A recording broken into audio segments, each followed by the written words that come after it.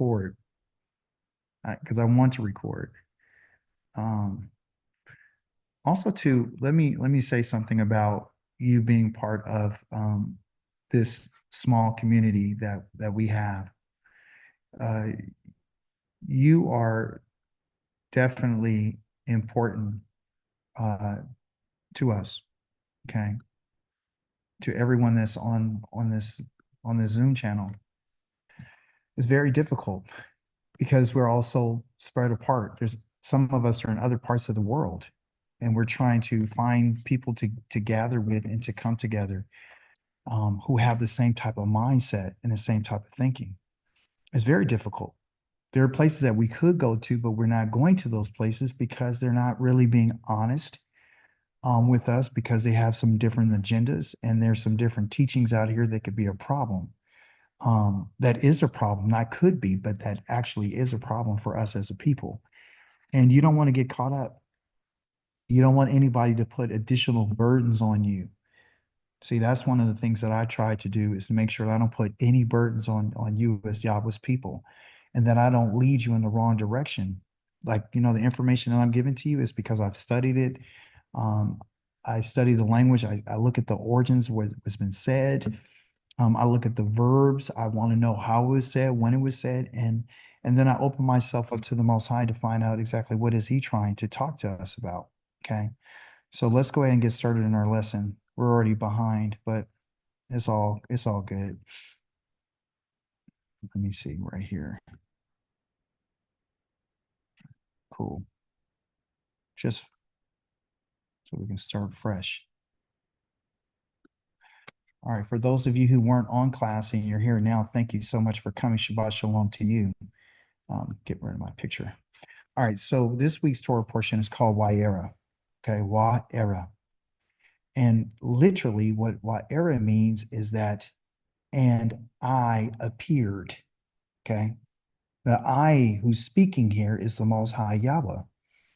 He's going to tell us how he appeared and what his intentions are and how does he intend on appearing again. And this is something that you and I want to know. We want to know how he appeared. This is like the cheat code to understanding how the Most High is doing things and to prepare yourself and to get ready for the Most High to appear unto you. So Wa'era means, and I appeared, and he's going to tell us that I appeared to Abraham, I appeared to Yitzchak, I appeared to Yaakov. Okay, not all at the same time and not in the same way. He said, as El Shaddai. El Shaddai again means the one who is concerned with sustenance, the one, the strength and the power of the breast, the one who, when the baby cries out, they answer, right? The burly one, the protector, is the one who protects its children, right? So the Most High is saying, I protected Abraham, I protected Yitzchak, I protected Yaakov, I protected Abraham when he went down to Egypt, I protected Abraham again against a king called Abimelech, I protected Abraham from the five kings who came against, or the four kings who he destroyed.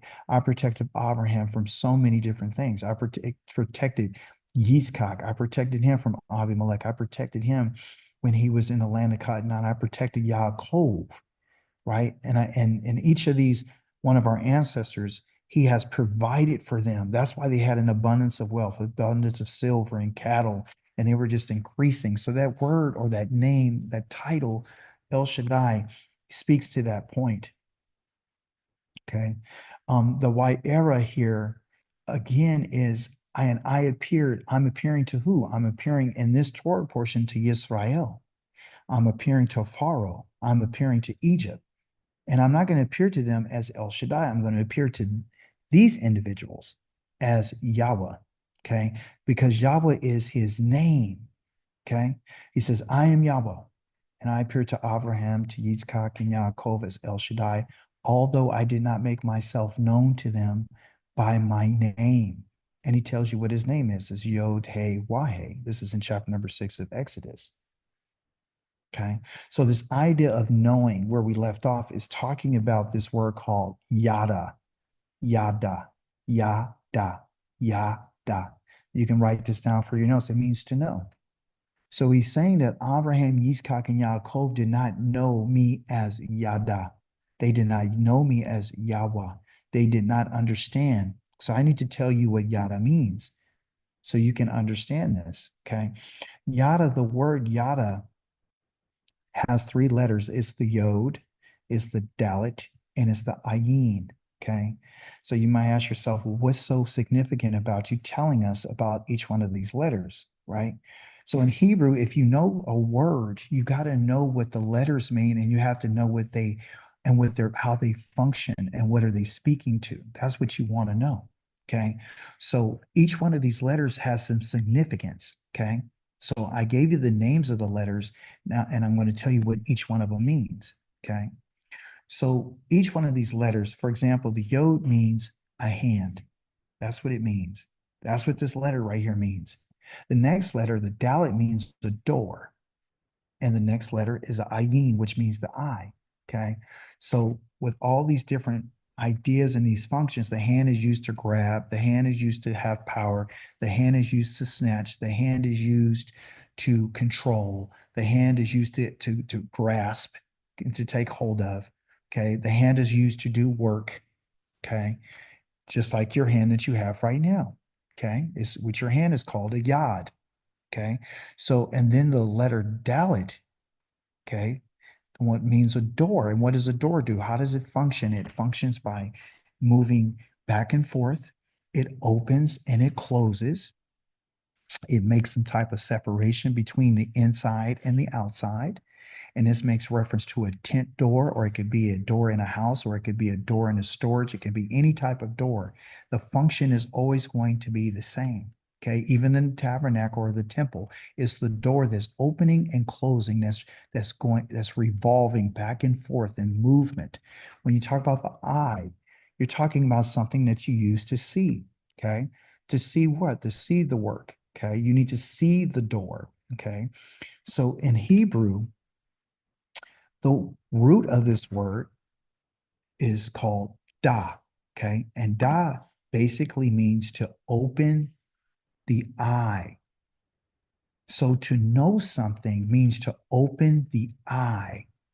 So when the Most High says that, hey, your fathers, Abraham, Isaac, and Jacob, or Abraham, Yitzchak, and Yaakov, did not know me by my name, I did not open their eye or give them an understanding of what I'm going to do. I'm dealing with them completely different. Okay. So for us to know Yah means that he has to open up our eyes. Okay. And that's what Yada means. Yada means to open someone's eyes. Okay. Yada. I want you to write that down. It means to know, like yada. You know, people say yada this, yada that. Yada means to know. Yada means to know. That can also mean to be intimate with, like a man knowing his wife. Okay. It means to have some type of connection with. Okay. It means to see because it has to do with the eye. And this is the reason why the Most High has appeared. This is the reason why he's appeared. He's appeared to make himself known to Israel, Paro, and Egypt as the name Yahweh. Okay. So it's pretty significant. So he wants Israel to know who he is. He wants them to see something. He wants Paro to see something. He wants Moshe and Aharon to make him known to the people of Egypt, right? The land in which they're living, in the land of Calm. He wants them to get to know him. This is the reason why he keeps having Moses and Aharon keep going back and forth, moving back and forth to Paro and revealing himself to him, his magicians, and all of his soothsayers and his sorcerers and all the people in his council and his household and his servants. Okay. Therefore, say to the people of Israel, I am Yahweh. I am Yahweh. I lost it last week. I lost it last week, everyone, because I wanted us to know what Yahweh is going to do and who he is. There's 6 things that Yahweh says about himself. Okay. This is the revelation of his name. Okay. The first thing that he says is that I'm going to press. Okay. In Hebrew, I'm putting the words that they use in Hebrew called press. Okay. I'm pressing you. I'm going to squeeze you out. The second is to snatch. Okay. So what do I press with? I press with my hand. What do I snatch with? I snatch with my hand. What do I redeem with? I'm going to redeem with my hand, which is connected to my arm. This is why he says, I'm going to stretch forth my hand, my arm, my strong arm. Okay. The arm always in redemption always has to do with salvation. So in chapter number 6, he's giving us 6 things. I'm going to acquire you, and I'm going to bring you, and I'm going to give you. I will do all these things. Okay. So I I have on both sides of the screen Yahweh's name. They're like, it's like having a bookcase. And inside on one end of the book casing, there's Yahweh's name, and on the other end is the book casing. Okay. And in between are the books. I didn't have time to make each one of these a book. I was thinking about it's like, it'd take me forever because I'm not that equipped. But what I'm saying is this here is a book. This is a book. This is something I'm going to do for you. I'm going to tell you what I'm going to do. And so when you have these books, they're all lined up. I'm going to draw some lines. They're all lined up in this book casing. Okay. And each one of them is a different volume. You know, this is volume 1, this is 2, this is 3, and it's all the way. And then at the end of these books, in your bookshelf, you have Yahweh's name. So Yahweh's telling us something about his name. He's telling us that if you want to know me, you have to know what I'm going to do for you. You have to know what I'm going to do. I will do.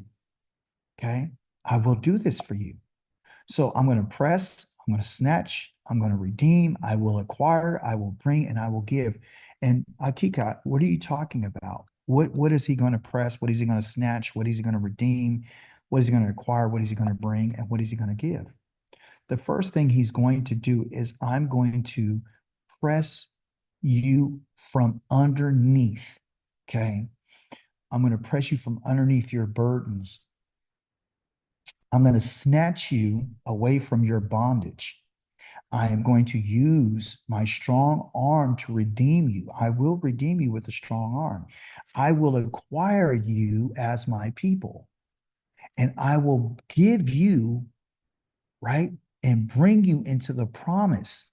And then I'm going to give you the possession that I said I was going to give to you. This is what's going to happen. This is what his name actually means. Because our Elohim is an Elohim, he wants to snatch us, who wants to press us out from underneath the yokes of other people. Okay.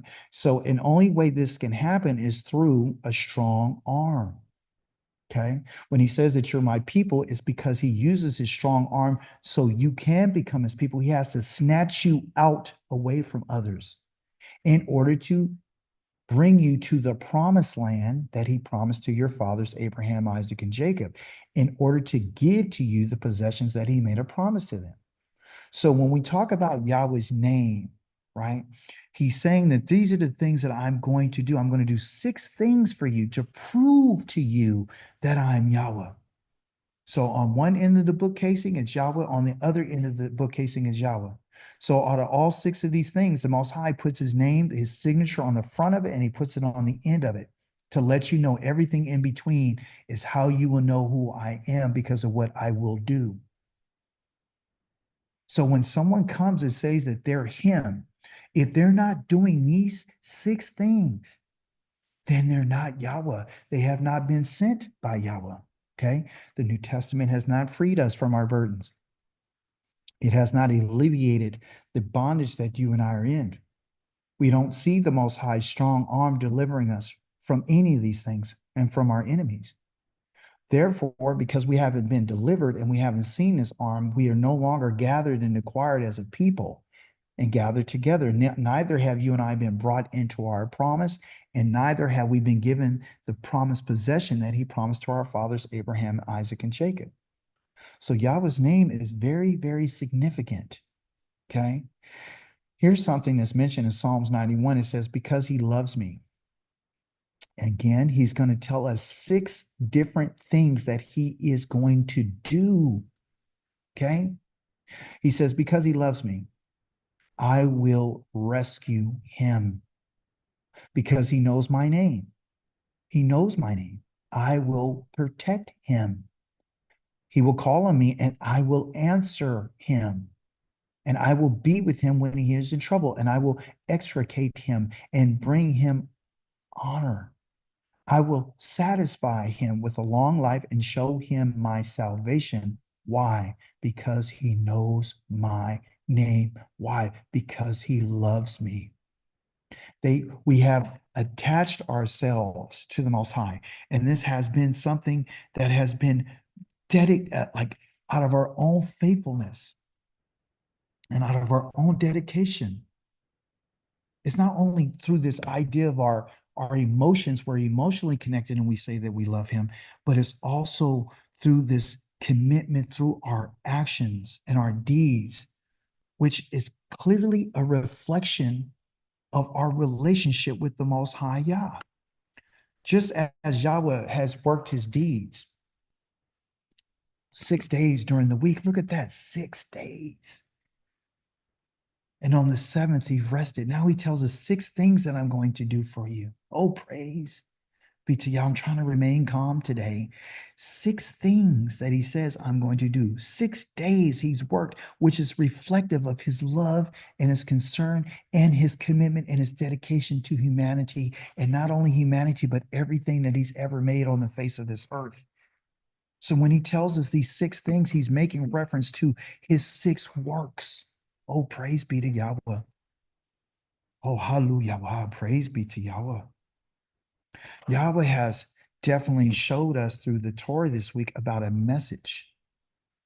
And it's a command that he's been given, and his command has not ever been altered. Clearly, the message that Yahweh has made during this week's Torah portion is the same. We've read it where it says, here's what Yahweh says. Let my people go so that they can worship me. And of course, you know me, I'm going to find out that this is not necessarily so. This is a mistranslation. The Most High does not use the word go to Pharaoh to let my people go. The Most High has never told Pharaoh, let my people go so they can worship me. Never said that. That's what a religious person wants you to read. That's why they wrote it in the New Testament this way. This is the reason why they wrote it in your Bibles this way. This is the reason why the culture that you live in, because this is how they understand it. You're thinking that he's telling him to let my people go so they can worship me. That's not what he said. The Most High says, Shalak. That is a command. Shalak et ami. I need you to send my people. I don't need you to let my people go. I need you to send my people. And this shalak right here is a imperative. It is a command. I want to get a nice color here. This here is a command. It's a command to send. I need you to send, but how do I want you to send them? I want you to send them away.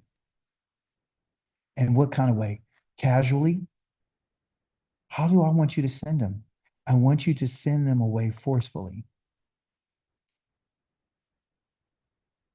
That's how I want you to send them. Why? I want you to send it. This is a direct object marker, a strong sign pointing directly to my people. That's what Ami means, my people. Okay? That's what Ami, A-M-M-I, Ami. I want you to send my people. And that's that wa. They will avadini. They will serve me, not worship. Serving Yah is different than worshiping Yah. I'll say it one more time. Serving Yah is different than worshiping Yah. The word that's used for worship is different, which I'm going to tell you about a little bit later. I don't want to go into it right now. It's in our lesson. I want you to understand the Most High is talking about to serve me. I want these people to serve me. I want you to send them out forcefully. And the question is why? Why do I want you to send them? Yahweh, the Elohim of the Hebrews, he's our Elohim, sent me, Shalak, to say to you, not let my people go, but send my people so that they can serve me in the desert until now you haven't listened. You haven't listened. This is will let you know that I'm Yahweh. By this, you will know that I'm Yahweh. This will let you know you're going to have the yada. You're going to see with your eyes. And the door of your eye is your eyelids. Your eyes are going to, the doors in your eyes are going to open up. And that's the reason why I keep going back and forth with you, because I want you to know that I am Yahweh. I want you to know this. Okay. But you have to do something first. You have to send my people out. Why is he telling him to send his people? He's telling him to send his people because his people don't want to leave. They don't want to leave. This is the reason why the Most High says that I have to press you out. I have to squeeze. Come on, internet. I'm going to squeeze you out. If I got to press you out, that means I got to put you under pressure in order for you to come out. You understand? Because his people do not want to leave. They're satisfied in their slavery, which the Most High is telling us that even though my people cry out, they still have to be forced out of the lands that they're in because they have become accustomed to their ways. And because they enjoy what they're doing, they really don't want to leave. And we're going to see this through all of our teaching. Here's something that you can find in Jeremiah 25 telling you that it's not only in the times of Egypt that the children of Israel didn't want to listen to Yahweh's message. Yahweh's message has always been the same. He says, for 23 years, since the 30th year of Yhwh, the son of Ammon, the king of Yehuda, even until today, the word of Yahweh has come to me, and I have proclaimed it to you on numerous occasions, but you haven't listened. You have not listened. Moreover, Yahweh sent, there you go, the Shalach again, you all his servants, the prophets, again and again, right? On numerous occasions, but you didn't listen or pay attention.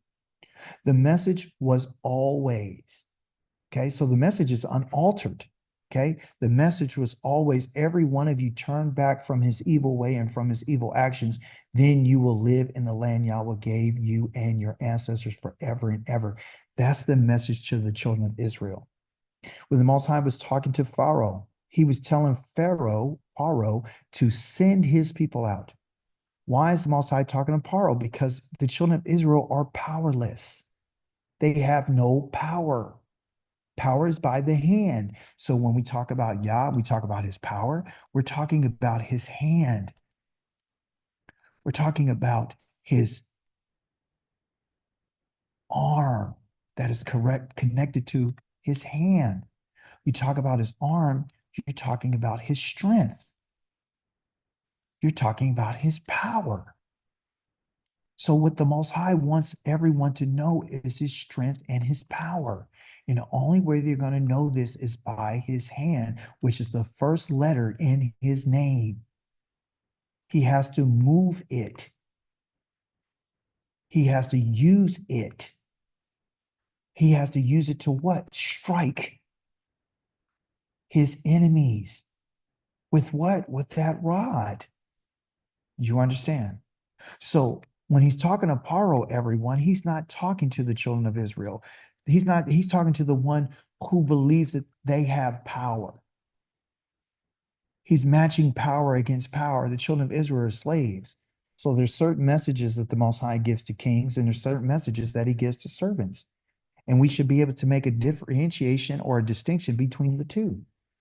But his message has always been the same for us, which is don't follow other gods. By serving and worshiping them.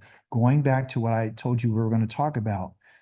So here, this word is avad, again, that means to serve. But this word right here is called shakak. And shakak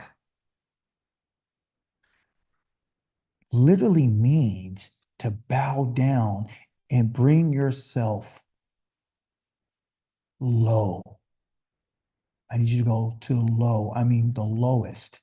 I mean, to prostrate yourself all the way down to the ground. There's nowhere else to go. You're going to the ground, showing that I am from the dust of the earth. And when I worship the Most High, I'm going to go all the way to the ground. You and I understand this now by going down and prostrating ourselves on the ground to worship the Most High. We go into what you would call the prone position. That's what you do. You lay on your face before the Most High, which that would be considered our prayer. You understand? So in your private time, when you're going, say that you're going to worship the Most High, you need to take yourself all the way to the ground. That's worship. That's the highest level of humility that you and I are going to have. And what he's saying is this is what the children of Israel have done to other gods. They've been serving them and they've been bowing themselves down to them. And he just says, don't provoke my anger with things of your own hands. Going back to that yod, that work that you do with your hands that you have made. Okay, then I will do you no harm. What am I going to use? How I'm going to harm you? I'm going to harm you with my hand. I'm going to strike you. That's what he's telling us. I'm going to strike you. Like he says in the book of Isaiah, I've striked you several times. And I'm going to keep hitting you and hitting you and hitting you until you get it. But then there comes a time in the process of discipline and trying to guide and direct something or someone that you feel that they're just not going to get it. And at that moment, you have no other choice but to fully destroy them according to what the Most High has spoken, like you would an ox. If you have an ox and this ox is going around, there's my little ugly picture that I do, and the ox is going around and he's using his horns to put them down and gorge either a human being or another ox, then what we have to do is we have to take that ox out because that ox is dangerous because it's not learning it's not taking instruction.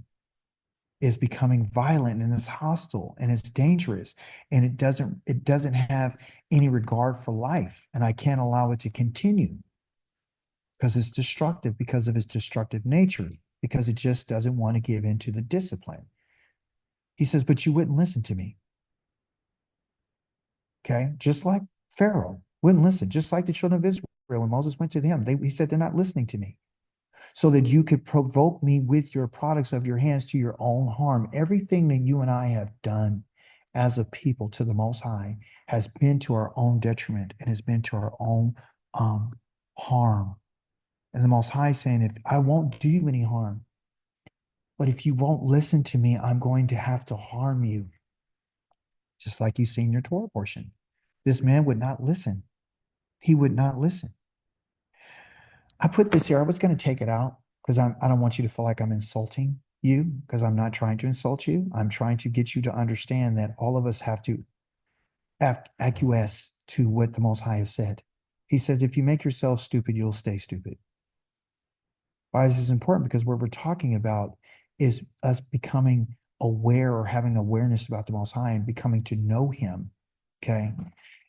This stupidity here is one who covers their own mind from learning. Okay. And it's found in these three letters that you see at the bottom of the screen. I put them there as a reference for me to look at. Okay. But since I'm here, I'll bring it out. That letter right there has to do with the palm of the hand. Okay. And you have your palm in your hand. I want you to look at it. And what you can do with your palm is you can cover something with your palm. And this letter right here has to do with learning. Okay. That's from the staff. So what happens is if you're stupid, it's because you're covering yourself from learning. You're saying, I don't want to learn. You're flipping your hand over it like I don't want to see it. Okay.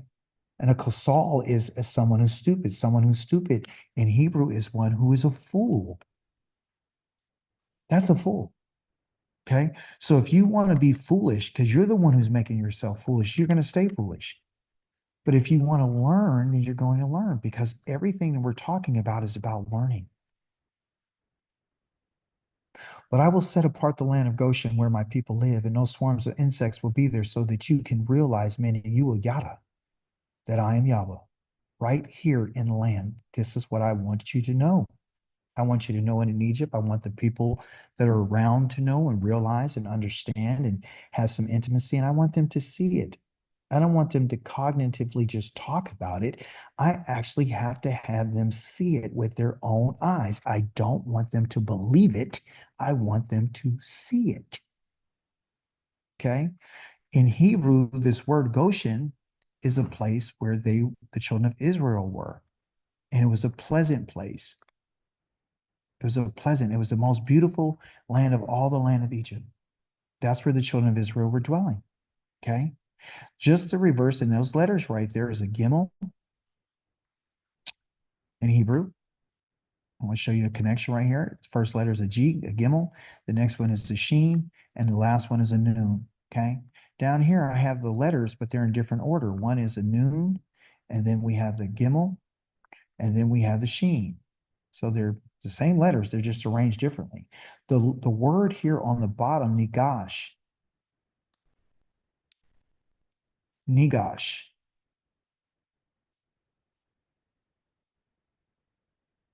nigash. Nigash means to draw near. It means to be really, really close. It means to approach. Okay. So what we see here is the Most High is saying, I'm going to leave my people in a pleasant place. Okay. And nothing is going to come close to them. Nothing's going to harm them. I'm going to do this so that you will know that I'm Yahweh. It's not that I'm just a God. I don't want you to know that. I don't want you to know me as El Shaddai, because I'm not trying to nurse you or to protect you and to do all these things for you. What I'm trying for you to understand is for you to know who I am. Okay. And you're going to know who I am because of the bookmarks. You're going to know the bookends. You're going to know this by the pressure that I'm about to show. You're about to know this by me snatching away my people. You're going to know this by me redeeming them with a strong arm. You're going to know this when I acquire them. You're going to know that I am the Elohim of the Hebrew people, and this is my name. I'm the one who's approaching for this to happen. For he is our Elohim, and we are the people in his pasture, the sheep in his care. If only today we would listen to his voice. Okay. So again, it's making reference to us about us being his people. But what type of people are we? Are sheep. And the Most High has us in his pasture. And what he's doing is he's using that shepherd staff, which is authority, to guide us and to discipline and to correct. You understand? Ultimately, to tame us. The Most High is using his voice to tame us. His voice is his words. I tame you by the Torah. I tame you by the words that I have spoken. I tame you. I'm putting his staff on you. I'm correcting you through the Torah. I'm guiding you through the Torah. You understand? So if we're not following the Torah, then you and I are refusing to be taught. Therefore, you and I will be considered to be stupid, like a dumb animal. You understand? They can't take any correction that's not listening to the voice of the Most High. He tells us, don't harden your hearts, same chapter. Don't harden your hearts like in our Torah portion. Don't harden your hearts as you did in Meribah, as you did on that day at Massah in the desert. When your fathers put me to the test, they challenged me, even though they saw my work. So it wasn't that they believed anything, everyone. They literally saw the work of Yah. They saw the power of his arm. They saw the plagues. They saw it all. But why is he saying don't harden your hearts? Because when you harden your hearts, this place, this location right here tells us how the hearts were hardened. The place Mariva, there's a word in there called reeve, and reeve means contention. That means that you are, spell it right, Akika. You are in a argument with Yah. You're having contention, you're having conflict, you're having arguments with the Most High. This is how we test him. We're challenging his authority even after we saw his work. This word masa means a place of burden, something that was heavy. The children of Israel have been a burden to the Most High. Like they were, like all the burdens that they had on them, the ones that he delivered them from, they took those burdens and themselves became a burden. And he understands this, that contention and conflict and arguments and disagreements and all this is going to come because of a hardness of your heart. And where did they learn this from? They learned it from Egypt.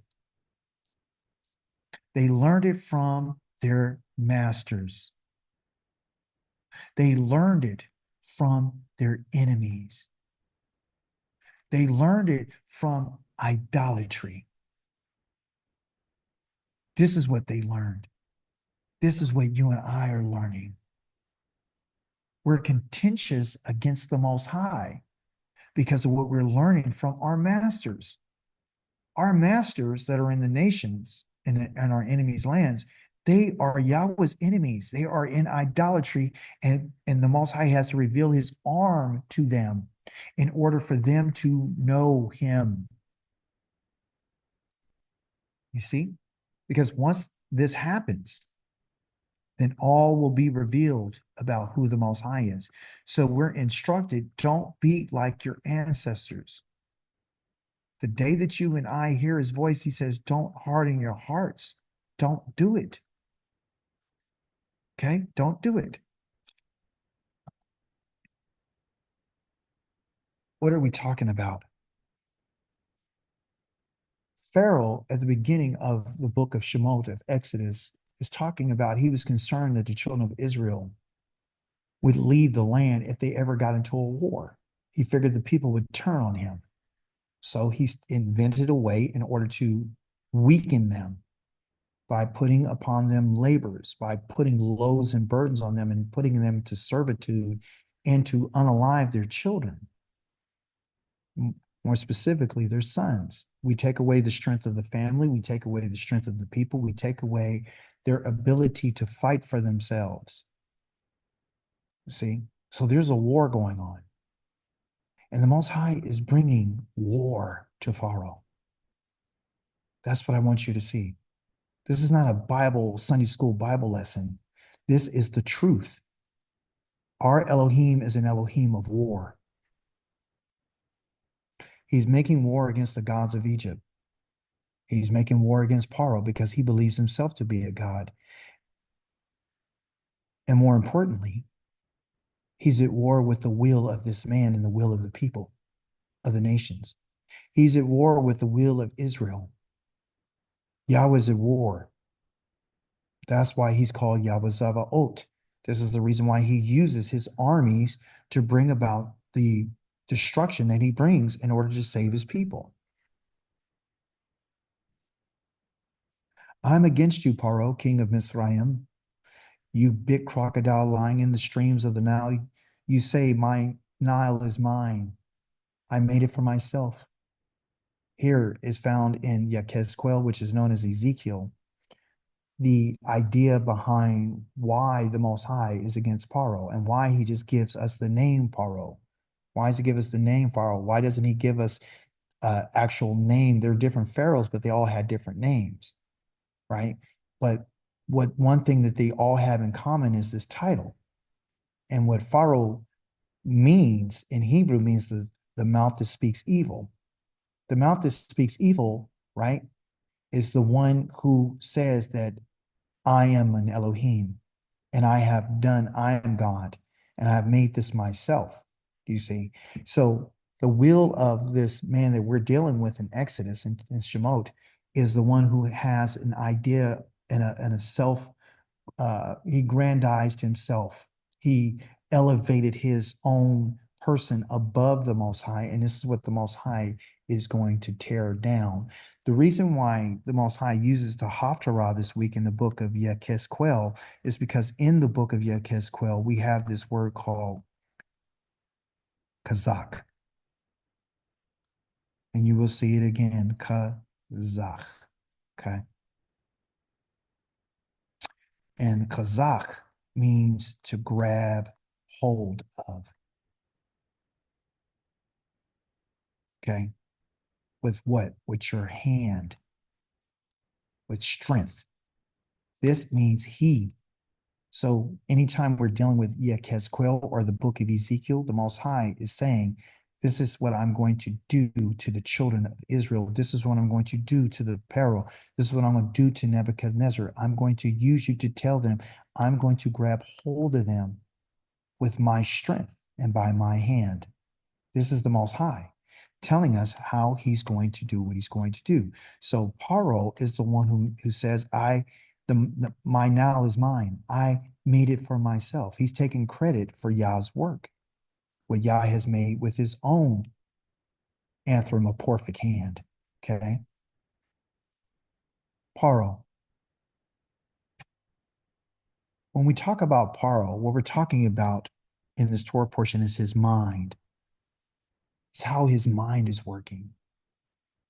Sometimes we look at what people say and we hear that, but we never look behind the scenes. We have to look at what the condition of someone's mind is based on what they say and what they do. It was not just what he said, but it was what the things that he was doing and how he responded. But Paro is a picture of humanity, which you would say the human condition. How do human beings respond and what is going on with them in regards to whatever the Most High has said, and how do they respond to what he has said about his people? And what we find is that humanity is just like Paro. It says, but this time too, Paro made himself stubborn, right? And he didn't let the people go. This idea of his stubbornness, when it says he didn't let the people go, meaning he didn't send them away. Remember, I told you that that word right there is not to go, but it is actually dealing with someone who is to be sent away. But this here is talking about someone who's very quashe. Okay. And quashe basically means that he made his mind like a stone. He made it very difficult. He was a very difficult person to deal with. He's a very difficult power to deal with. And not just in terms of his physical, but his emotional, but his spiritual sense. He was refusing to make change.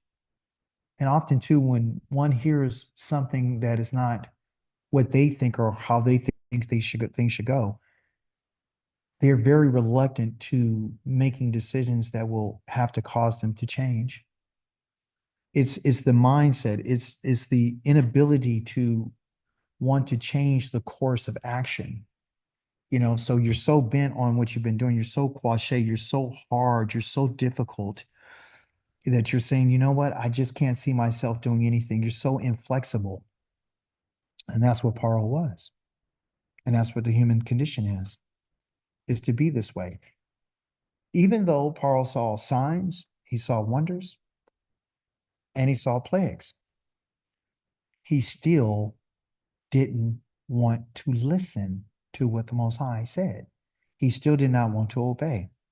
So, is knowing Yah just about, remember, our word to know Yah is to see something. So he provides signs, which he did with the children of Israel. He said, hey, here's a stick, throw it on the ground, a staff, it turns to a snake. They don't believe that. Put your hand inside Moshe, it turns white. Bring it out, Zazarat brings back in, restore back to its normal color. They don't believe that. Then pour some water on the ground, it's going to turn to blood.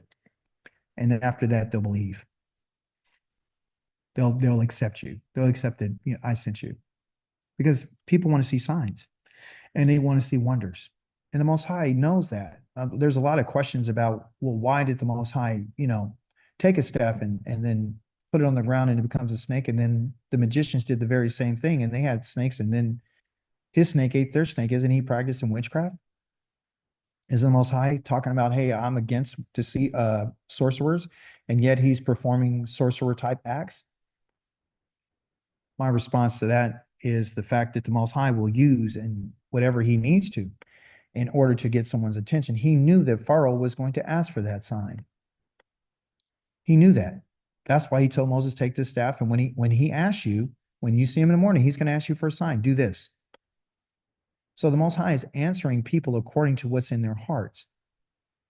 The Most High is sending the message in the words that he needs to send to us in order to deal with us, like he said in the book of Ezekiel. I'm going to answer you according to what's in your heart.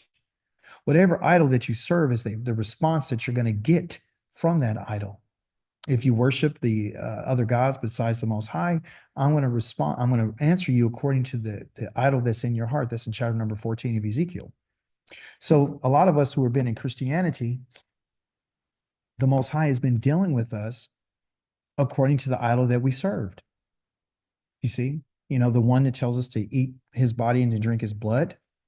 And then if you don't do that, you won't have any life in you. He's been answering us with the idea of belief. And we've been running around on a belief system instead of a know system and to know. See, we've been conditioned by the gods of the nations to believe in the magic and the things that can't be seen versus the things in which the Most High wants us to see. Most High gave the children of Israel and Pharaoh and the people of Israel, Mitzrayim, Egypt, signs and wonders and plagues, just to get their attention, just to get it, because he knows what type of people they're, very idolatrous people. So, but when Yahweh made Pharaoh hard-hearted, so that he didn't listen to them, just as Yahweh has said to Moshe, the Most High had already told Moshe that Pharaoh was not going to listen to him. He already told him that before he even started to even go talk to him. He said he's not going to listen to you. So what's the purpose of going to someone that the Most High knows that they're not going to listen to you? Well, we see in the book of Ezekiel, I don't have a slide for it. He says, go to the children of Israel and say to them, I know they're not going to listen to you. So does that stop the message? No. I know they're not going to listen to you, but go to them anyway. I know that they're hard-hearted. Go to them anyway.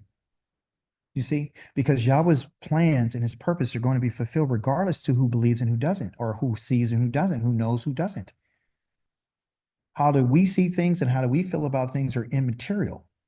They're not really for him. They're for us, okay? On the bottom of your screen, I have 3 Hebrew words there that I wanted to share with you. They're notes for me, but I want to share it with you. Here we see that Pharaoh's heart was hardened by Yahweh. Okay. So what I'm going to show you is that there's a process of hardening that happens. Okay. Number 1, right here. This is the one that Pharaoh had, which is the Quasha that we read previously. Okay. That he was very difficult. This is the type of person he is. Not was, he is. Okay. Very difficult to work with, hard, stubborn, inflexible. Okay. This one here is Kazakh. This is to grab hold of and to strengthen. Okay. And this one here is Kaved. This is the last time that we hear about his heart, how his heart was. This one right here is where Yahweh has done this. Yahweh has made him Kazakh. So what it was is his heart is already hard and he's already a difficult person. And so what the Most High has done, he strengthened this rebellion. He strengthened this attitude and behavior. That's what he did. The Most High did not make Pharaoh into a quashe. Okay. The quashe was something that what Pharaoh decided to do. The Most High turned around and made a kazak of that. I'm just going to make you what you already are. I'm going to help you now. This is what you want to do. This is what I'm going to help you. I'm going to strengthen this now. See? So you can't listen to me. We have plenty of examples where the Most High has done things in the past. Man says, I didn't sleep with her. He said, yeah, because he said, I didn't sin against you and I didn't sleep with her. He said, yeah, because I stopped you. I stopped you from sleeping with her. The Most High can stop someone. The Most High can cause someone to do something. The Most High can lead a man into unaliving someone for his purpose. He says, if you unalive someone that I delivered in your hand, I'll give you a place to go. We don't like that. We don't like the fact that Yah's in control. We don't like the fact that the Most High can strengthen the quashe of someone, the stubbornness. You see? So this last one is kavad right here, which is kavad or kavod, and it means to be heavy. As a result of this quashe, of him being this and not willing to humble himself, Yah strengthens that. And then as a result of that, it becomes very heavy. Okay. Not and there's two ideas behind kavod, heaviness. You can be heaviness in glory and esteem. It's a positive thing.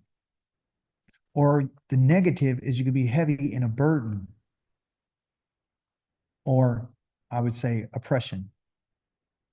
Forgive the handwriting. It's not me, it's the screen. You can put a heavy burden on someone, you can oppress them heavily, or you can glory and bring honor and esteem in a very heavy way. So there's two different ways that you can do that. Okay. So as a result of the quashe, the Most High kazaked him, he strengthened that quashe. And as a result of that, his hard-heartedness became kavad. Okay. So what is the Most High telling us? He's telling us, I'm willing to go in all three phases with you. And then after I finish doing that, I'll still destroy you. You have literally three opportunities, which we see the Most High kept going back and forth and back and forth and back and forth with this man. And he's saying, this is who I am. And the Most High doesn't change. So there's three phases of this hard-heartedness that we see. And we see that if we continue and we're being unresponsive, that the Most High will help you along the way when you refuse to do what he's asked you to do. Because that's what hard-heartedness is. It has to do with the mind. You know what the right thing to do is, but you just insist on doing what you want to do, and you make up excuses on why you can't do what the Most High has asked you to do. And as a result of that, you may have your heart strengthened by the Most High to be against him. I know you weren't taught that in Christianity. I know that you weren't taught that in your Buddhism. I knew that you weren't taught that in your being a Muslim. I know that you're not taught that. I know that you really believe that the Most High is going to accept you just for who you are. And what we're finding in our way of life, in the Hebrew mind, that's not the case. The mind is the most important thing to the Most High, because the mind has to do with transformation. The Most High has chosen the mind. He's chosen the what they would call the heart. Okay, the inner authority, the intellect of man to transform his life. The Most High is appealing to the intellect, because the Most High is a mind of righteousness and judgment and equity and fairness, and equality and love and compassion and mercy. But he's not going to acquit the wicked. He's not going to let them go. So what he's interested in is transformation. So the revealing of the Most High in our lives is to bring about transformation. And how is that done or how's that achieved? It's achieved through how you and I respond to Yah's message and his word, which is his command. We have to reason within ourselves.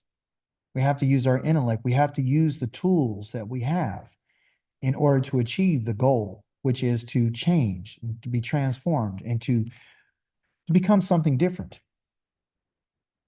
We see in Psalms 107 that he humbled their hearts by hard labor. Humility is not just one of emotion. It's literally an answer in Hebrew. That's what humility is. It's an answer. So when we say that we've humbled ourselves before the Most High, it's talking about not humbling our hearts, but humbling our minds. The answer to our minds, he has chosen to use physical hard labor in order to bring about the change. This is the reason why in the transformation is through the hard labor, through the pain, through the distress, and through the suffering, and through the crying, and through the soreness, and through the blood. That's what the Most High is changing. That's what he's using to change. You can't change an animal by simply just talking to it. You have to put certain measures in place. You have to use certain tools that you have at your disposal. He said, when they stumbled, no one came to their aid. No one. This is the reason why I cried last week, because I realized that no one will ever come to our aid.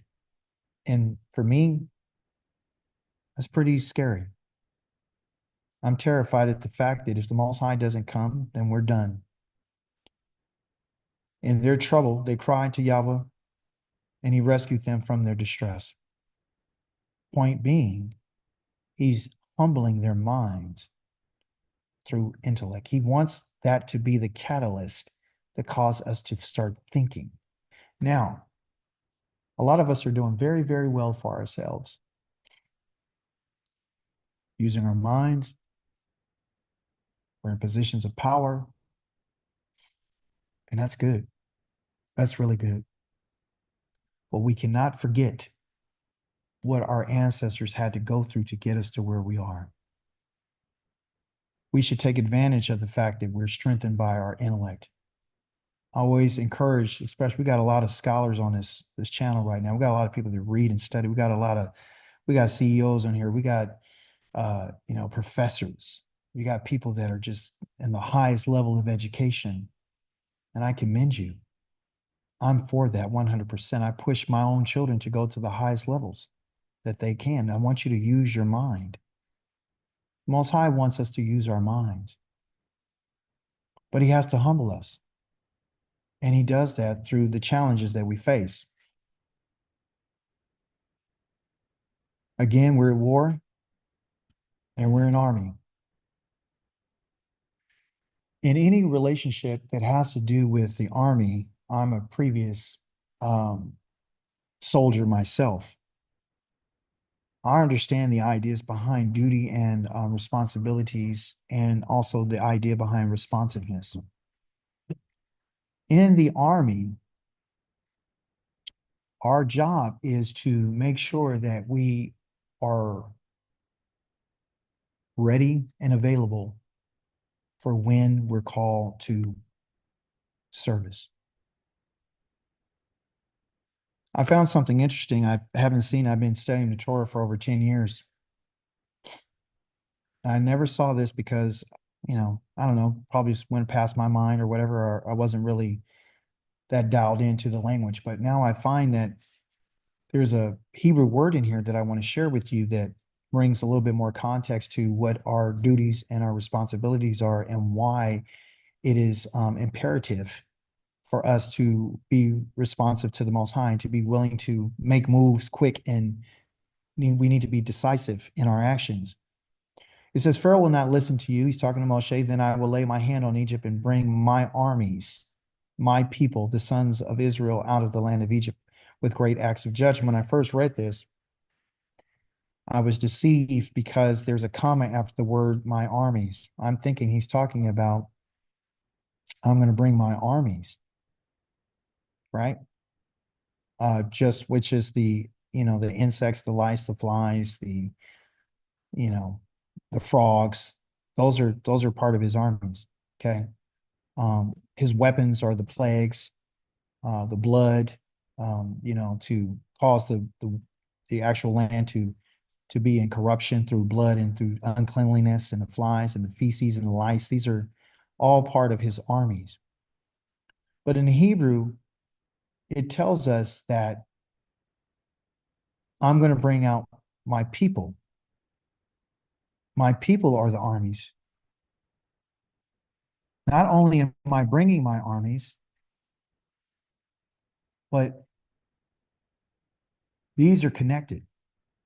Okay. Both of them have an aleph and a tav, which is a direct arrow pointing to something. Okay.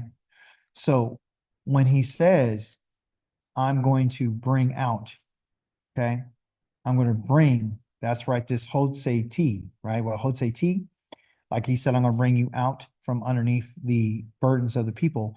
What he's saying is his armies are not being caused to be brought out of the land. He's not bringing them out of the land. He's bringing the armies to the land. But what he's talking about here is that you and I are his armies. We're the armies.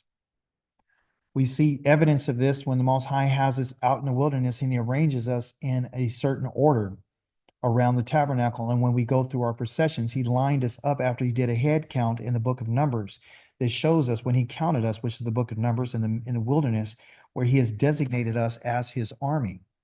He used us as his army to bring us into these lands to execute his righteousness and his judgment across the people of his enemies. So this is a game changer. Okay.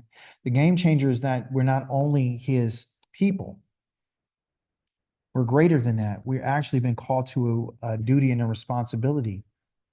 And that's what you have to do in the army, right?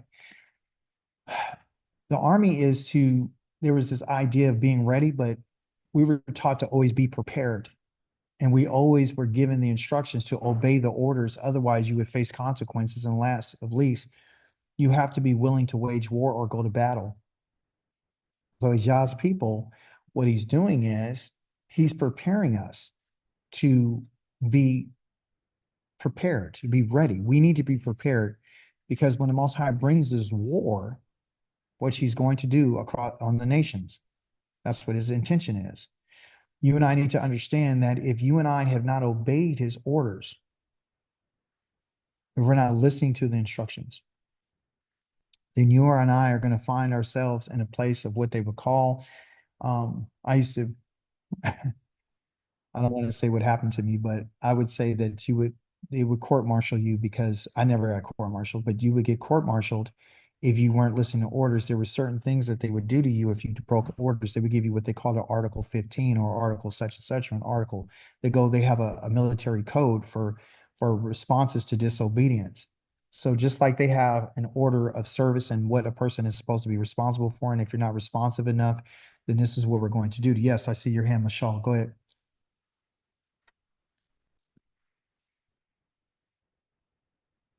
Take yourself off mute, Yeah, Michelle. I'm sorry. Yeah, I just wanted to give an input about what you're talking about right here. Um, if you see this example in the military, there's a form of it's uniform.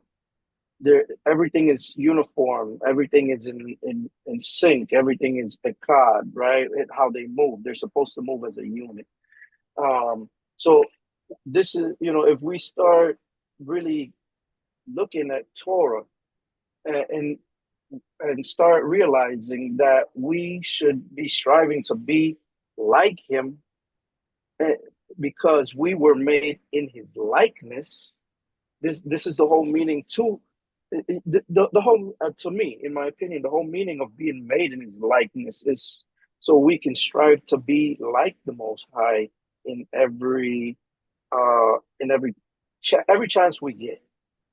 We shouldn't want to be the Most High. That should never be our goal. Should not be like Him. I mean, not want to be Him. We want to be like Him because we're creating His likeness. So that's what I want to. That's all I wanted to say.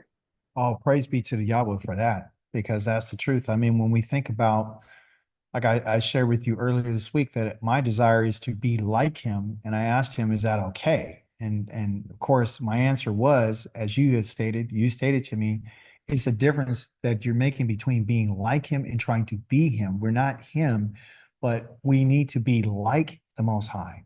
That's the call. That's the call of duty, right? That's the call of responsibility. Um, like the brother just mentioned that there's a uniform code. And the code, meaning uniform, and una means to be ekad. It's one, it's unified. So there's guidelines on how one is supposed to respond and how to act. And if you don't fall in line with those orders, then there's going to be a problem. So that's what you and I don't understand. We've been thinking, and me too, I've been thinking that we're just his people. We're sons and daughters. We're like we're his children. We're like a wife to him. But there's a whole nother responsibility. There's a whole nother call to action that we supposed to be thinking about, right? So if we take on the mindset that we need to be prepared to obey the orders of our commander and to listen to what he's telling us, then we would be better suited to be in the army of Yah. He's actually choosing us as a people to be this force. So just like he made the frogs for they're part of his army, he's made the solar system. Then he has armies in the heavens. The Malachim are a group of uh, part of his army. He has an army. You find in the book of Joshua, there's a commander of the Yahweh's army. So, and he was there, and Joshua would ask him, he said, "Are you coming against us? Or are you for us?" He says, I'm for you. He was standing there with a sword. So these ideas have not been communicated to us. And that's why I think this lesson was so important, because it hasn't been communicated that our duties and our responsibility and the the expanse or the understanding of who we are has been literally taken away from us and has been minimized. So that's why we're so emotional, right?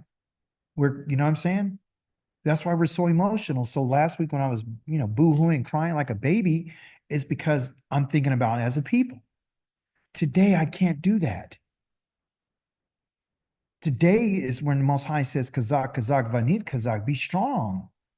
There's a time for us to cry. There's a time for us to be strong. Now, if we were doing that, we were ready to go to war, and I'm sitting there crying like that, you would think I'm a coward, right? So I'm not a coward. I'm saying we have to know when we have to get into the role that we're supposed to be in, you have to be prepared for that role.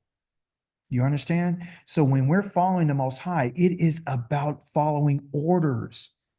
This is the reason why he used the word command all the time, right? This is why he's giving his command, because he's at war with Pharaoh. There are some I wills that I want to share with you about Israel. Just like we saw earlier, the Most High gave 6 I wills, corresponding to the 6 days a week that he made everything, which was evidence to the fact that he does care about us and what he's going to do with us with his hand. There's 6 things that King David had stated that was very important for us to understand. And when I was reading this week, I wanted to share with you those 6 different things that you and I need to do. So when we're in the army of the Most High, right? We're in his army. Before you go into the army, everyone, they make you swear. I forgot about that. When you go there, they make you swear. You got to sign some papers and you have to raise your right hand and you're getting sworn into the military service and you're making promises. There's Okay. about 2 or 3 oaths that you take, one to the military, one to the United States, and one Yes. to I Yeah. forgot where else. Yes. You understand the Geneva Convention. What I'm saying here is because we're of the Most High, we're going to have to make some promises. Okay. And you're going to have to say what you're going to do. The Most High has stated what he's going to do. Now we're in a relationship. You can't be in the army of the Most High and not be willing and not be ready to obey orders, but you have to give your unconditional commitment to the service of Yah. Okay. So I said before that we're not in service to the Most High, because we're in the lands of our enemies, we have no power right now. But there are things that you can do to let the Most High know that, hey, I'm with you. So when you come, I'm with you. You don't want to be like the children of Israel in the day where he went to Egypt and they didn't want to hear Moses. That you don't want to be those like them. You don't want to have hard hearts. You don't want to let your job, your kids, your relationship, your marriage, your family, you don't want those to be the things that cause you not to listen to the Most High. You don't want your hardships to stand in the way of you willing to make a commitment. Otherwise, you're going to go out to the wilderness like they did, and you're going to be destroyed because you still don't understand what's going on. Okay. So here we have to say the things that we're going to do. I'm going to say this for myself. Okay. This is what I want to do. And I wanted to share it with you. Okay. I want to follow the Most High's path. I will. I'm letting the Most High, I'm saying it right now before you as my witnesses. I'm declaring this, that I will follow the path of the Most High. And I'm going to follow that path with a great deal of integrity. I'm going to follow this path with um, a a different a desire to want it. I want to follow it. I want to always be the one in front to follow the ways of the Most High. I want the highest degree of integrity when I follow this path. I'm going to run my life with a sincere heart. This is what I'm going to do. That's what I'm saying I will do. I'm going to run my life. I'm going to control my life. And I'm going to follow the Most High in a very sincere way. I'm really going to mean what I say. That's the promise that I'm making. I'm also going to avoid, okay? I'm going to avoid shameful things, like King David has said. He said, I'm not going to allow anything shameful to come before my eyes. So we're in an age of technology. And in this age, and you're on TikTok, you're on Facebook, there's a whole bunch of information that's always being, you know, splashed in your face all the time. You and I are going to have to find a way to avoid it. You're going to have to find a way to avoid it. It's there, it's in front of you. The Most High knows that you're going to be in there, but you and I have to make this is something that we have to do. I will avoid these things. That's my commitment to the Most High. I'm also going to distance myself. You know, there's a Hebrew word, called saneh, meaning to put some distance, okay, between me and some other people. I'm going to make sure that I have some distance between those people who are actually not only acting crookedly and doing things that are against the Most High, but the ones who are actually doing it. They're not only acting this way, but they're doing it. I don't want to be around those people. And also, too, I will be intolerant. Now, this is a biggie for me. I'm intolerant of any other belief system. I am. I'm not going to subscribe or adopt or adapt to anyone else outside of the Torah. I'm not. I'm not going to try to understand why you believe that you should eat the body and drink the blood of a human being. I'm out from underneath that. I've been taken from underneath that. This is my process has begun. I'm from underneath that. I'm intolerant to listen to excuses from people on why they can't serve the Most High. I'm not the one. I'm very intolerant. I'm unwilling to accept anything else besides the Torah. Okay. And last but least, what I'm going to do is I'm going to remove anything and anyone that has any connection to deceit. Anything or anyone that has any appearance of any deceit. So I need to remove things away from me that has that type of representation or presentation. Those are the things that Israel should be looking to do. We need to do our I wills as well.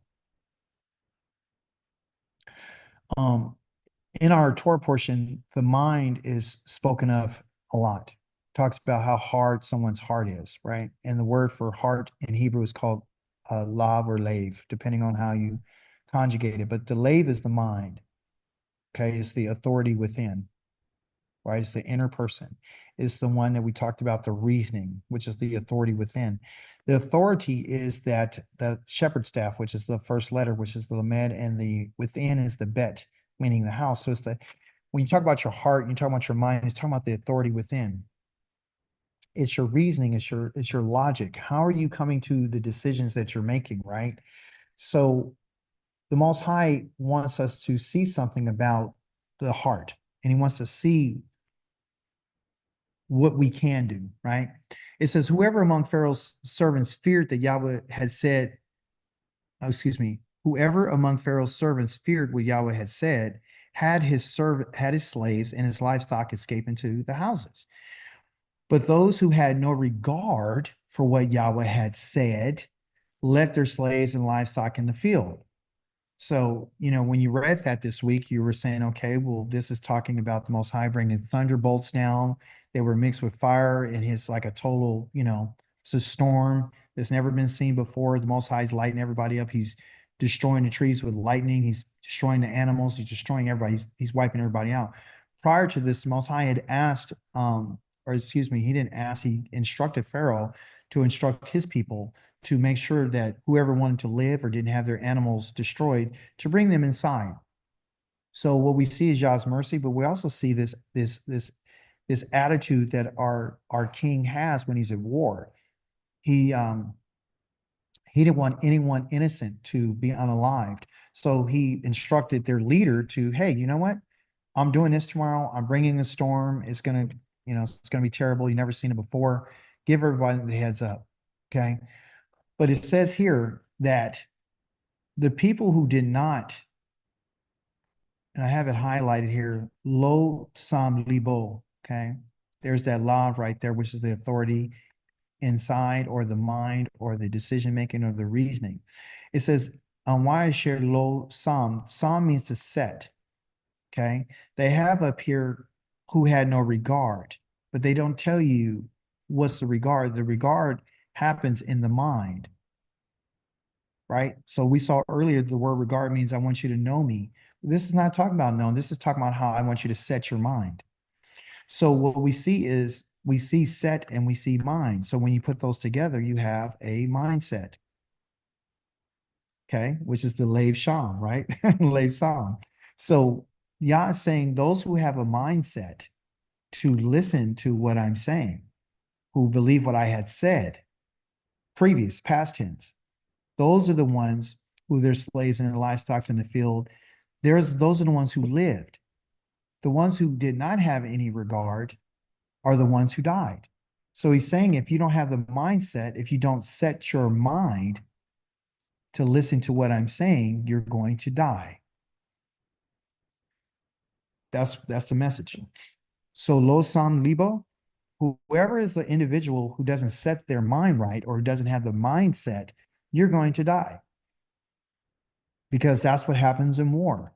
So if you're not following the instructions of the commander, and the Most High, of course, is showing his power, his great power, but his power is not just in what he can do. This is what I want you to understand. It is what the Most High has said. It's what he has said.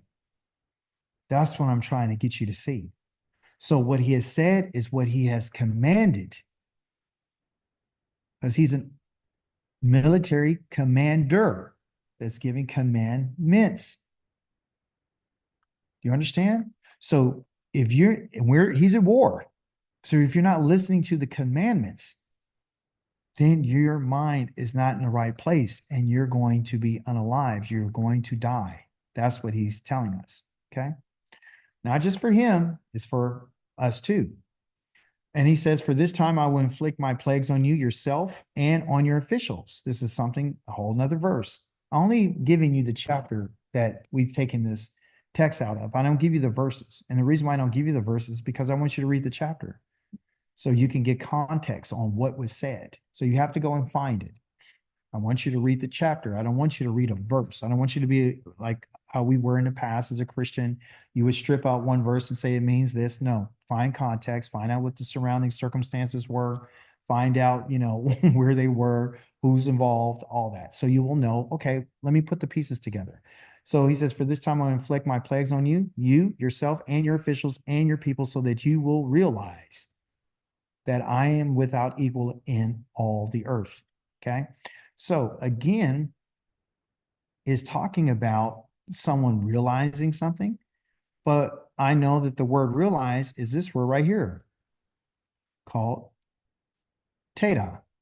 You can see right there, that's you from the letter Tav, and then we got the Dalit and the Ayin, which we went over, and that is the door, and that is the eye. So of course, I want you to what? I want you to open your eyes and I want you to see. So when I'm talking about realizing something, I want you to see that I am without equal in all the earth, right? So I'm going to put these plagues on you, okay? He says yourself, right?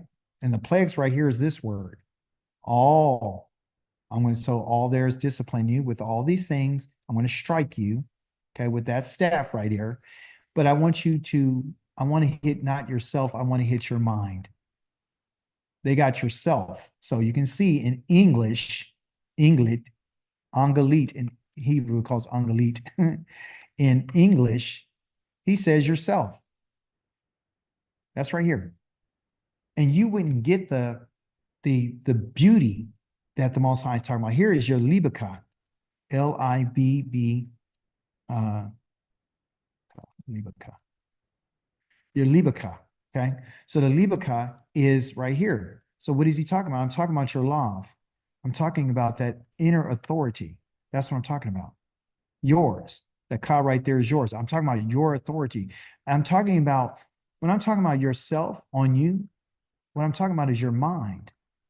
So what's the purpose of the mind? The purpose of the mind is for you to position yourself, position this, put this somewhere, set this in a certain way. I want you to set it. I want you to place it in a different position that it was in. Right now, he's saying that because your heart is so hard and you're so difficult, I need you to set it differently. I need you to arrange it differently because of the hardness of your heart. So set it, put it somewhere else. So it's like he's giving him an opportunity to make some what? To make change. Okay. So the bottom line is that change is difficult, but it's necessary. That was one of my little models I used to say when I had my businesses for my therapists. I used to tell them change is very difficult sometimes. It's hard, but it's necessary. We have to make changes, people. And the changes are going to begin when we set or place or we actually take a different position. Okay. Listen what I'm saying to you. When you take a different position, okay, just like when the army, when they get together, they're in platoons, they're in squads, they take position when they go to war. So you can move your heart, you can move your mind, you can set your mind in a different place. It's up to you. That's what the Most High is letting us know, that you do have the freedom to choose. But if you choose to stay Kwasha, then I'm going to kazak you. I'm going to strengthen your heart in that position. And so once I strengthen you, I'm going to hold you. Oh, I said holy. I'm going to hold you in that position. And when you're there, that's where I'm going to break you. I'm going to break you down and I'm going to smash you in the position that you want to stay in. That's when I'm going to harm you. Harm is coming to you if you decide that you're not going to change your position. If you figure that you're going to hold your position like in a war, that's when all the action is going to happen. I'm going to hurt you. I'm going to destroy you, because that's what the Most High was doing to Paro. And he's using Paro as an example to all humanity, that I'm going to break you down. So if you want to hold that position, then I'm going to help you. I'm going to help you. Because you're going against the Most High. You're going against the King of the universe. You're going against the commander of the armies. You're going against the Yahweh Sabaoth. You're going against the one of heaven's armies. You're going against the one who has the sun, moon, and the stars. You're going against the one who's brought all life. You're going against the one who's feeding the goats on the hills. You're going against the one who's provided the rivers and the streams. And that's because you're hostile against the Most High. He has no other choice but to hold you in that position and then break you down. If you refuse to be broken, then I am going to annihilate you. And that's what we see here. He says, but now he's talking to Pharaoh, a picture of humanity, the one with the hardness of heart, the one with the mindset. But now, by now, I could have stretched out my hand and struck you and your people with such severe plagues that you would have been wiped off the earth, meaning I will have annihilated you. But it is for this very reason that I have kept you alive, to show you my power, and so that my name may resound throughout the whole earth. So we see that the Most High says, I kept you alive. In Hebrew, it talks about how he's allowed him to stand. I've allowed you to continue to stand before me, but I could have wiped you out. I could have wiped you off the face of the earth. I could have annihilated you, but I haven't, because I have a purpose and I have a plan. And it's for this reason that I've kept you alive, because I want to show you. And that word right there, show, is I want you to see, because it's called in Hebrew ra'ah. And ra'ah in our Torah portion is called wa'era.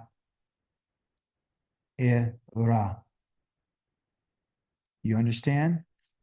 So everything that the Most High has been doing is to show everyone what he's doing. I want to show you my power. I don't want to just tell you, I want to show you. I tell you first. I speak to you first. That's what happens. I'm going to speak to you first. That's number one. And when I speak to you, I'm going to give you a command. If I see that you're hard-hearted, you don't want to, you want to keep playing games with me, because I've given you some, like I did with Pharaoh, and I gave him some room, some breathing room, and he turned around and he's still hardened his heart against me, then I'm going to do some quashe now. Okay. Or excuse me, some Kazakh. Then we're going to go to the next level, which is Kazakh. We're going to go there now. Okay. Because you decided you want to stay a quashe. So I'm going to Kazakh you. I'm going to strengthen your heart. And then once I strengthen it, I'm going to go ahead. I'm going to even make it further. I'm going to even make it even heavier, so you can't get out of it. And then that's when I'm going to show you my power. I'm going to bring you all the way there. But for him, he chose that. But that doesn't guarantee for you and I that we might get that same process. Doesn't mean he's showing him this. So you have to ask yourself the question: if you don't have a purpose for you being here, then of course the Most High is going to wipe you off of the earth if you don't fulfill your purpose. The Most High has allowed this man to continue to live so he can show him his power. Okay? And so that my name, Yhwh, may resound throughout the whole earth. Okay? It's for Paro. Now, Most High is saying to us, I'm doing that with him because I want him to do something for me. Because he has a purpose. And we're supposed to find our purpose. Right? So the Most High is establishing a purpose.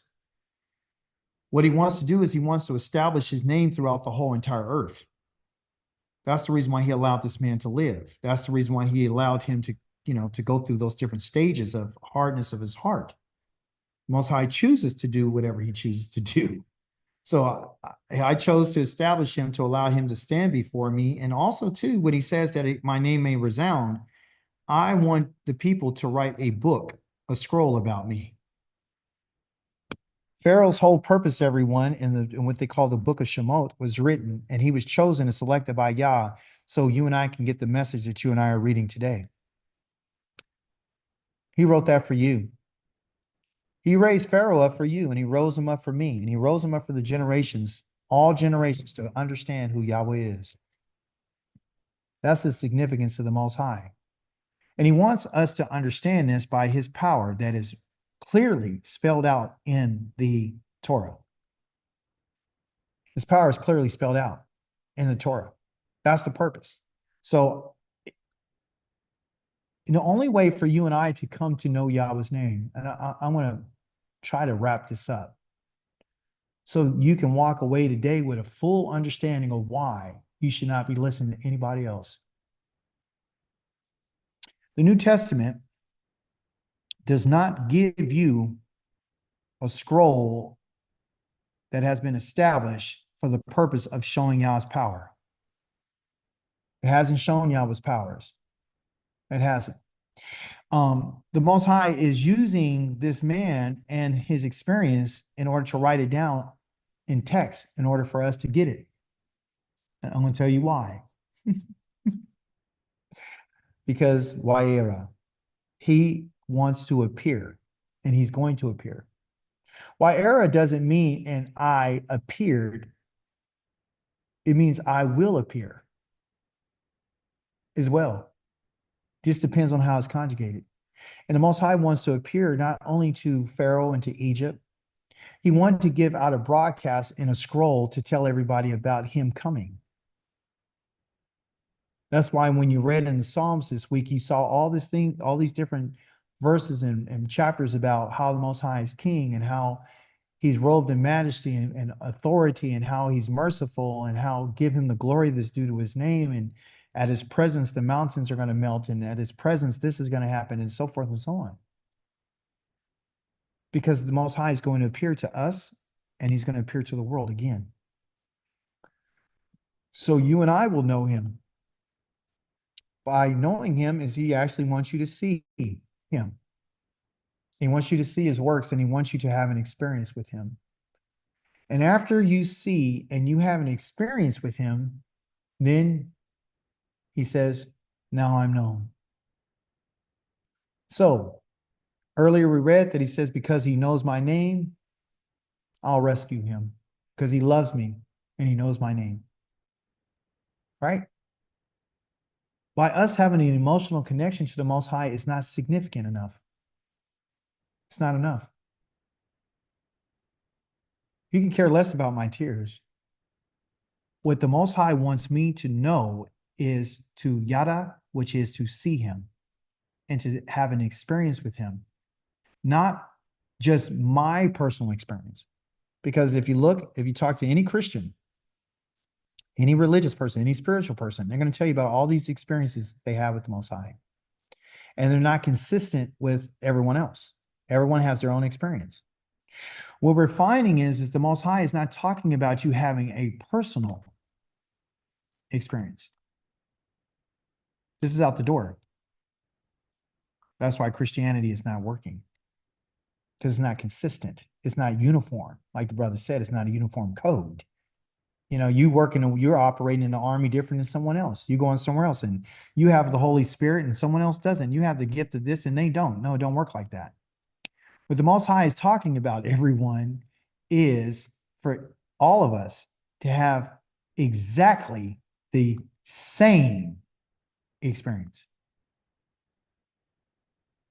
When we have the same experience and we see the same thing, then you and I will be reliable in terms of our witness.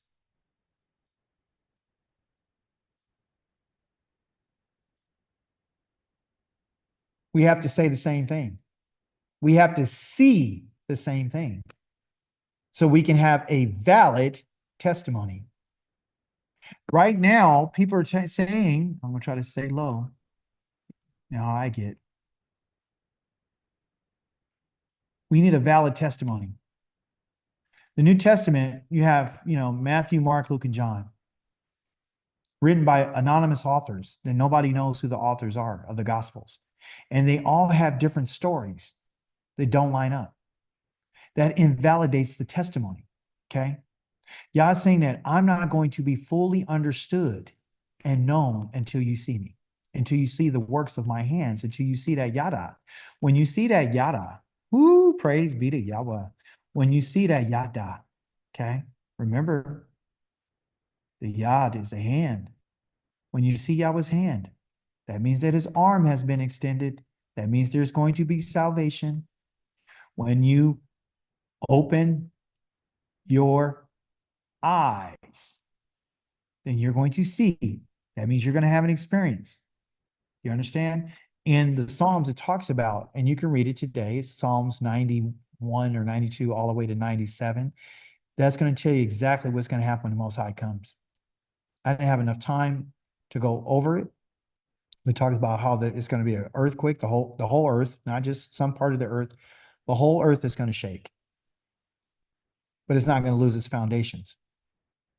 The mountains are going to melt. There's going to be fire. There's going to be smoke. You understand? So you have to have an experience, and then that's when you're going to know the Most High. That's when you're going to know him. You just know him by name right now, but you haven't had an experience with him. So he's not really known right now. You and I don't even have a clue. And that hurts our feelings. Supreme Master Yahweh says, remember, it's what he says.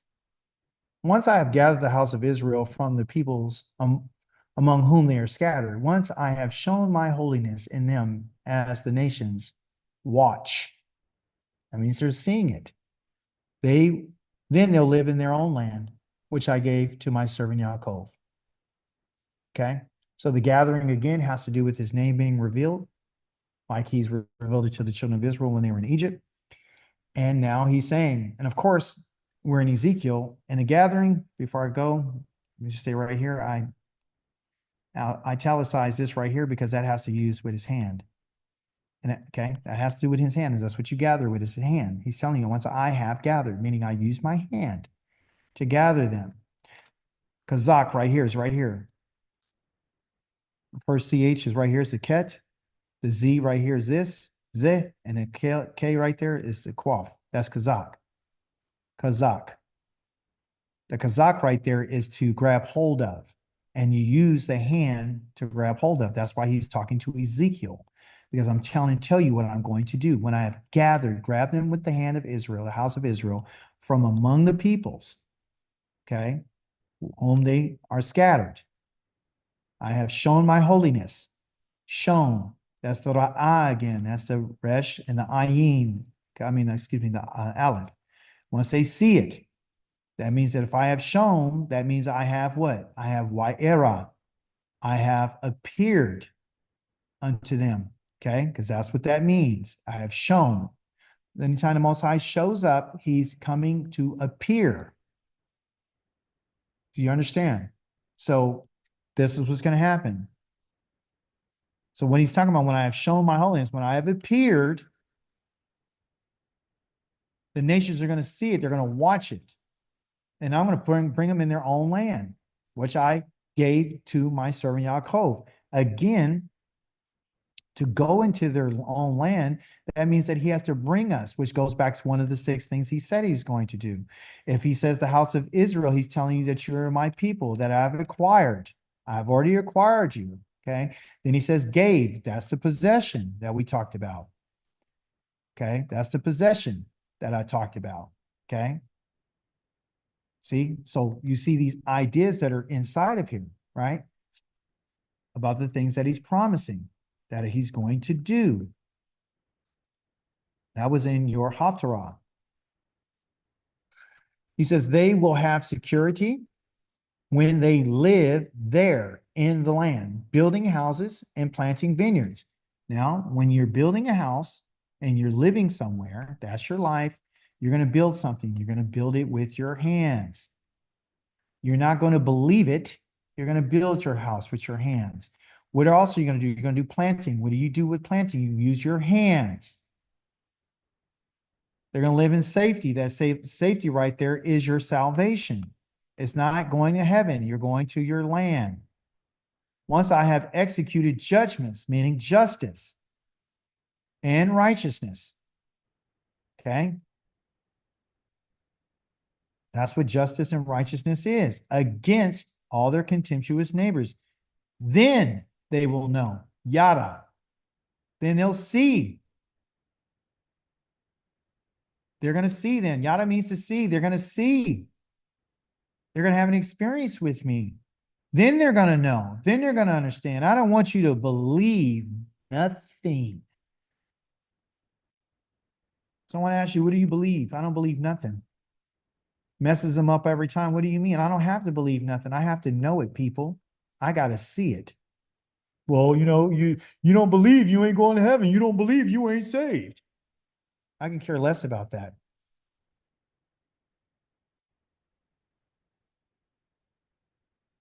I want to conclude in this lesson today. Number one, to tell you, I really, truly love each and every last one of you. I do. I'm looking towards the house of the Most High. When I say I love you, I'm really saying I'm looking towards his house. You're part of his household. So I'm looking to your good, right? So our lave is our authority within. We learned about Yhwh, which is to fear the Most High. But we do that through learning. We do that through loving to learn to live, right? Through the mind. Because that's what your lave is your authority within. I want you to take a different position if you have not already done so by reading the Torah and the Haftarah. Haftarah means the conclusion. That's what it means to conclude or impart, imparting, meaning you're parting away, you're finishing up, you're taking leave of something. So the Torah is the instructions. The Haftarah is the conclusion of your study. Okay, in terms of studying, the Tahalim and the Psalms is where you bring light and you get praise and you get understanding, and bringing light to the Most High. You're glorifying Him through your study. Okay, but one thing I do want to share with you to really nail this, or to make this very solid in your minds, in your lave or your labim, is that the Most High has fixed it so to where you and I, and I'll put it back up in a second for you guys who are listening. I'm not done yet. The Most High wants you to know Him. And He only wants you to know Him after you see Him. So you can verify that it's Him. When someone else comes and say that they're Him, you would say, no, that's not Him. That's not Him. That's not Him. How do you know that Yah hasn't saved you in the New Testament? How do you know that? How do you know that He really didn't send Him? The reason why you know that He hasn't sent Him is because there's no promise about the land to bring you in anywhere. Okay. There's no possession of anything. Okay. And the Most High, and He's not telling that you are acquired, that you're His people. So let me just bring it back here. Possession, promise, and people. Because if you are His people, then you would not be under oppression. And you would be right back in your own land. That's why you know that that's not true. The Most High is telling us, if you get prepared, I only want you to know me, and this is how you're going to know me, is when you see me. So if someone else comes and say that they're me, you have to say that that's not me, because if it was me, there would be, the whole world would know. They would all know. And guess what they would know? Tell me, what would they know, everyone? They would know His name. They would finally know that He's the only Elohim. That's what it would be. Do you understand? So the Most High has definitely told us, I have said it so. So when you're in your lands of your enemies and you want to know who I am, I'm going to tell you that I'm the Elohim who brought you out of the land of Mizraim. And I'm giving you this narrative because I want you to know. So if someone else comes and tries to tell you that I sent them, you'd be like, no. You're looking for the process. And if you don't see this process and you don't see the way that I worked, if you don't see those 6 things that are mentioned, if you don't see a squeezing out, if you don't see a snatching out, if you don't squeezing out from under oppression, a snatching out from bondage, You don't see a redemption, an outstretched arm with signs and wonders. You didn't see no requirement of me telling anybody that I'm your Elohim and you're my people, and I haven't remembered the covenant of Abraham, Isaac, and Jacob, and you haven't been brought into your land and you haven't taken possession of it, and you're not eating none of its fruit, and you ain't drinking none of its water, and you ain't rest, and you're not at rest. That's not me. That's not Yahweh. So the individuals that come to learn about who he is would be able to distinguish the difference between him and anybody else, just like Paro had to learn. So there's a lot of lessons that are in this in particular Torah portion.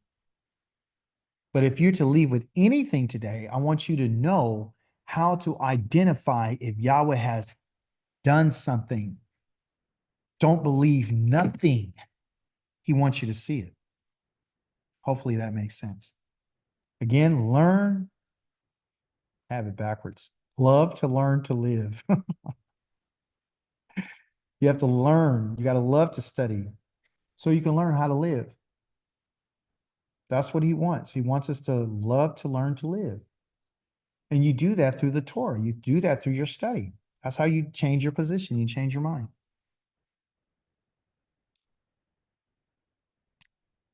I know this makes sense.